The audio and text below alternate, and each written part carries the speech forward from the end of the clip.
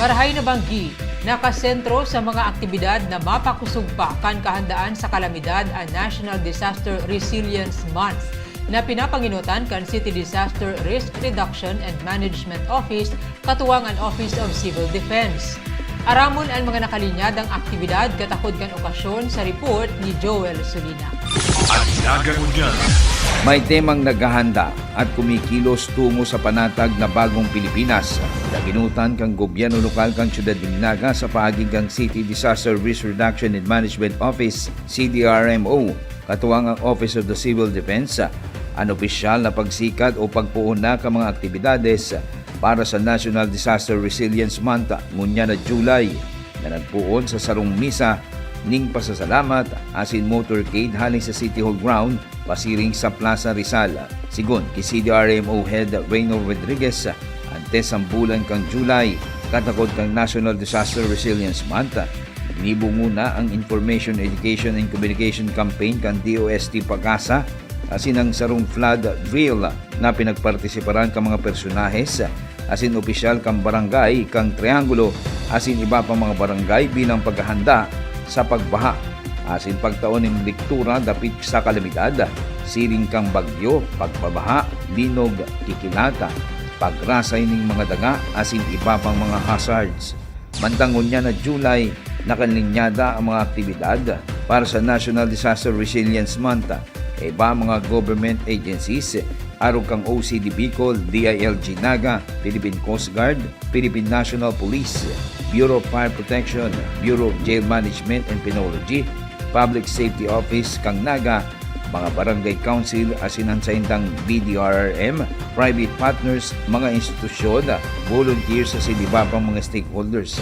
Sa Plaza Rizal, puon aldaw na Miyerkules, sagod sa aldaw na Biyernes, July 1 to 3, buwang resilience exhibit, nyaw ng mga booth kang participating agencies and companies na involved sa disaster preparedness para ipahiling ang manlain-lain ng mga kagamitan asin mga ekipahe sa pagresponde asin pag-rescue sa panahon ng emerhensya o kalamidad. Nakalinyada man ang pagkakaigwa ng mga fire drill and earthquake drill dangan ng ICS Level 2 Training Seminar asin citywide cleanup drive and river cleanup drive sa panginginot kang nasambitan ng opisina. Dinibumi po, invite mi si mga both private and public schools. Tangani po si mga estudyante yung nagtitake ng DRR, mga ano po ini senior high school, mag-auba ng halipot nagaro lecture series sa pag-introduce sa ila katong mga equipments or mga gamit na uba po para ma-appreciate po ninda. Sinabi ni OCD Bicol Assistant Regional Director Cesar Adornado, yaon ang mga volunteers sa personalis kang gobyerno na mga well-trained pag-abot sa disaster response and rescue operations. Alagad, mas importante ang suporta kang komunidad para man malimitaran ang mga injuries asing casualties tuyong may kalamidad o emerhensya. Ehemplo man ang Naga City sa pag-innovate asin paggamit ng modernong teknolohiya para sa mas epektibong programa pag-abot man sa resiliency and preparedness para sa implementasyon kay ni sa anuman na panahon.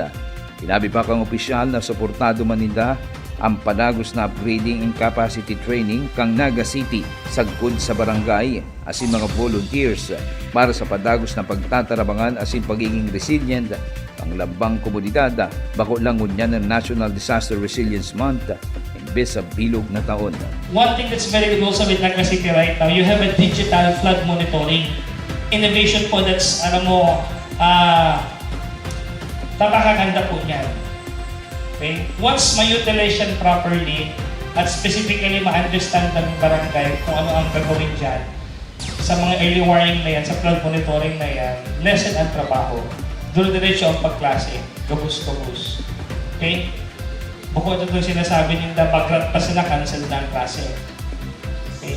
Yan po ang biga-avoid ka. Kami on the regional level, the main review po, let's give it to the local level. Pag ang local level yung doaro kayo, mapugka mo.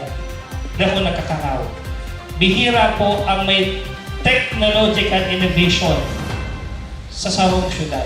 Na naging mensahe man ni Director Rene Gumbak ang Public Safety Office Dakulang bagay ang preparasyon ng amay bago pa man ang pag-abot o pagtama ng sarong kalamidad.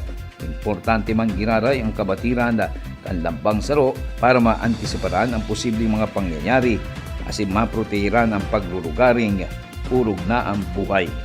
Padagos-dagos po ining interoperability exercises kang sa tuyang mga ahensya, kang sa tuyang mga opisina sa lokal na gobyerno, asin kang sa tuyang mga komunidad na pinamamayuhan kang sa tuyang mga barangay officials, ang sa itong mga punong barangay. Gabos na iyan, ang pakiulay ta, gibuhon ta, praktison ta, habang normal pa ang sitwasyon ta. Habang araw pa kani ang panahon ta. Tauro at yan, pag nagkusog na ang oran, may pinarahat na naman na tinambo dahil na kita makarap-karap kung sisay dapat ang yaon dyan. Sisay dapat ang naghihirap dyan. Para sa Nagangunyan, Joel Sulina. At Nagangunyan. Ika, ako, kita, ang naga. Antabayan ang iba pang impormasyong may kinaaraman sa lambang na genyo. Ang Nagangunyan. Sa ngaran kan sa Kuyang Pagdiriba sa Public Information Office na pinamamayuhan ni Jason Yola. Ako si Riza Mustar Santos. Diyos mabalos.